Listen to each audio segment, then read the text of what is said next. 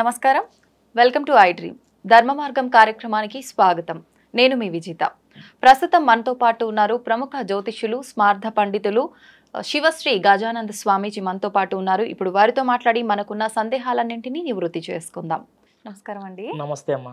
శ్రావణ మాసంలో నాగుల పంచమి వస్తుంది. నాగుల పంచమి విశిష్టత, పూజా విధానం ఏ విధంగా ఉండాలి?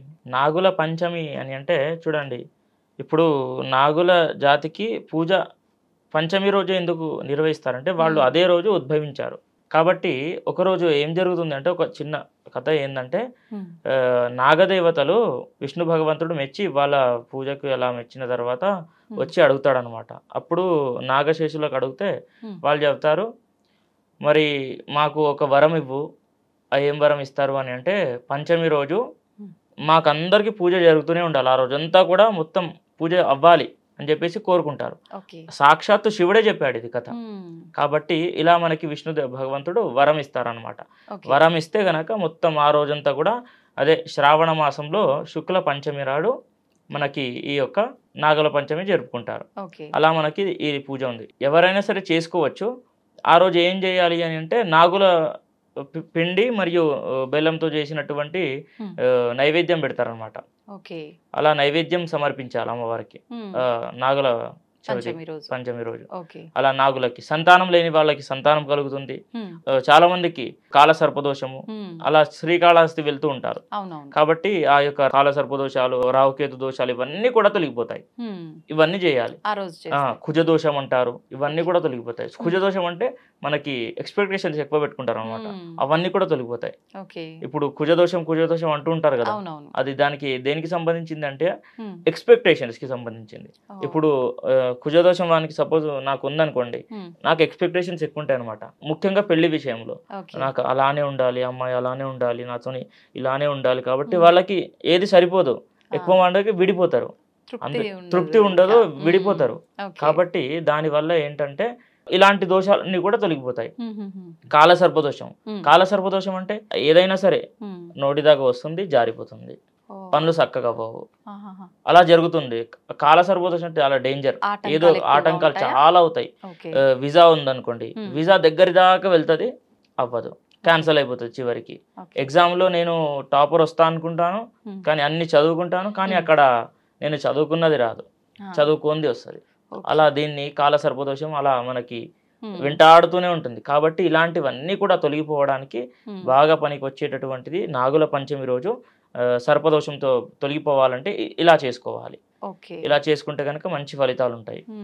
ఆ రోజు ప్రత్యేకించి చాలా మంది పాలు పోస్తుంటారు. మరి అంటే ఏ రకంగా చేయాల్సి ఉంటుంది పూజా విధానం అంటే మన పుట్ట దగ్గరికి వెళ్ళాలి. పుట్ట దగ్గరికి వెళ్ళి పాలు అవన్నీ తీసుకెళ్ళి అక్కడే పూజ చేయాలి. పసుపు, కుంకుమ, అక్షింతలు, ధూప దీప నైవేద్యాలు, హారతి కూడా అక్కడే ఇవ్వాలి. పాలు పోయాలంటే అక్కడ పోయి పుట్టలో మొత్తం లీటర్ అట్లనే పోయొద్దు. అక్కడ కొన్ని పోసిన తర్వాత అక్కడ పక్కన పెడితే అక్కడ వచ్చి తాగుతాయి అన్నమాట. అలా మనకి పూజ చేయాలి.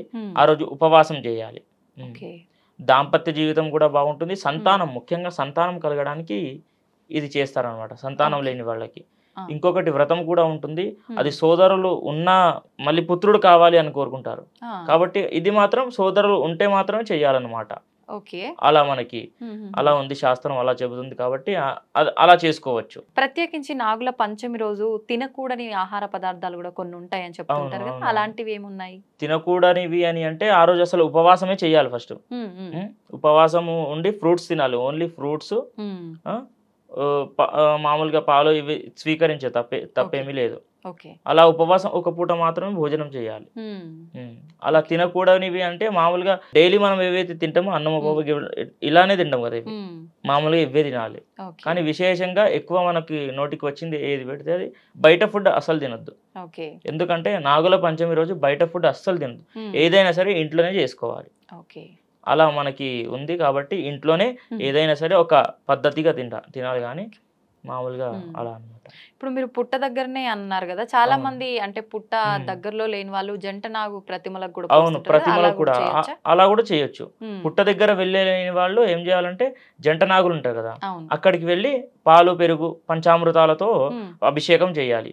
అభిషేకం చేసి అక్కడే ధూప దీప నైవేద్యాలు సమర్పించి కొబ్బరికాయ కొట్టి ప్రదక్షిణలు చేయాలి. చిన్న నాగులు ఉంటే గనక మంచిగా ఒక 108 ప్రదక్షిణలు చేసుకోండి. 108 ప్రదక్షిణలు అక్కడనే చేసుకొని విశేషంగా ఫలితాలు పొందిన వారు ఉన్నారు. సంతానం లేని వాళ్ళు, ఉద్యోగం, వ్యాపారం అబ్బబ్బో చెప్పలేము. అసలు అంటే నాగదేవతలకి ఆ రోజు విశేషంగా ఫలితాలు పొందాలంటే అలా మనకి అది శ్రావణ మాసంలో వస్తుంది కదా, కాబట్టి ఫలితాలు చాలా ఉంటాయి. నమ్మకం కూడా చాలా మందికి చాలా ఉంది. కాబట్టి ఆ రోజంతా కూడా ఆ యొక్క నాగులకే పూజ జరుగుతూ ఉంటుంది. అది వరమే ఇచ్చాడు, సాక్షాత్తు శ్రీ మహావిష్ణువే వరం ఇచ్చాడు అలా మీకే పూజ జరగాలని చెప్పి. కాబట్టి ఆ రోజు విశేషంగా ఆ నాగుల దేవతకే పూజ చేయాలి. సమయం ఏమన్నా చూసుకోవాల్సి ఉంటుందా? చాలా మంది ఎవరి వీలుని బట్టి వాళ్ళు ఎప్పుడు అంటే సమయం అని అంటే వర్జము దుర్ముహూర్తాలు లేని సమయంలో వెళ్తే బాగుంటది. బ్రహ్మముహూర్తంలో 6 బిఫోర్ వెళ్తే ఇంకా మంచిది, చాలా మంచిది. ఎందుకంటే అప్పుడే అభిషేకం జరుగుతుంది కదా. ఇప్పుడు ఏ టెంపుల్లో అయినా సరే పొద్దున్నే అభిషేకం జరుగుతుంది. పొద్దున్న అభిషేకం అయ్యేటప్పుడు మనం వెళ్ళి అక్కడ ఉన్నాం అనుకోండి, వాళ్ళు చేస్తూ ఉంటారు అయ్యగారు. చేస్తూ ఉంటే మనం అక్కడనే మనం సంకల్పం గోత్రనామం చెప్పించుకొని చేస్తే ఇంకా మహాద్భుతం. అక్కడే అయ్యగారికి సంకల్పం చెప్పండి అయ్యగారు అని చెప్పి గోత్రనామాలు ఖచ్చితంగా చెప్పుకోవాలి మనం. సరే అయ్యగారు చెప్పలేరు, మన మనసులోనైనా సరే అనుకోవాలి, మనసులో అనుకొని పోయాలి ఎప్పుడైనా సరే. ఇప్పుడు నాగుల పంచమి రోజు కూడా మీరు ఊరికే వెళ్ళి అలా పాలు పోసేయకండి. ఫస్ట్ గోత్రనామం చదువుకోండి. ఫస్ట్ గోత్రం మనసులో తలుచుకొని, ఏదైతే గోత్రం ఉంటుందో తలుచుకొని, తర్వాత కుటుంబం పేర్లు అన్ని తలుచుకోవాలి. పెద్ద నుంచి చిన్న తలుచుకోవాలి మనసులో. అలా యజమాని పేరు నుంచి పిల్లల దాకా ప్రతి ఒక్క పేరు కూడా తలుచుకొని పాలు పెరుగు తేనె పంచామృతాలు రెడీ చేసుకొని అక్కడ నాగుల చవితికి దగ్గర చేసుకోవాలి. అలా ఇప్పుడు పాలు అంటే ఆవు పాలే పోయాల్సి ఉంటుందంటారా ఆ రోజు? ఆవు పాలే కదా మెయిన్, ఆవు పాలే. సంతోషం అండి, చక్కగా వివరించారు నాగుల పంచమి విశిష్టతను. ధన్యవాదాలు. నమస్తే.